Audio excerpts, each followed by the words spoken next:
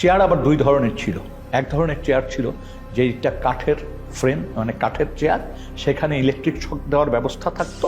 তো চেয়ারে বসিয়ে ইলেকট্রিক শক দেওয়ার যন্ত্র সাথে সংযোগ স্থাপন করে দিত শরীরে, কখনো কানে, কখনো নখে, কখনো পায়ে, এইভাবে দেওয়া হতো। আমার কানের লতার মধ্যে লাগাইছিল ওই যে কি ওইটা ওই যে কি ইলেকট্রিক ওটা বলতে পারবো না, কিন্তু মনে হলো যে ঠাড়া পড়ে মাথা আমাদের সুইচ দেওয়ার লাগলে মনে ঠাড়া বললো। অনেক ক্ষেত্রে জিজ্ঞাসাবাদের সময় বালতিতে পানি রেখে প্রস্রাব করতে বলা হতো। কারেন্টের শর্ট দিয়েছে, একটা বালতি দিছে, বালতির মধ্যে পানি ছিল, পেশাব করতে দিচ্ছে, অনেক পানি খাওয়ানোর পরে পেশাব করতে দিচ্ছে। পেশাব করার সময় কারেন্টের শর্ট লাগে, পানির মধ্যে যখন পেশাব করে তখন কারেন্টের শর্ট লাগে।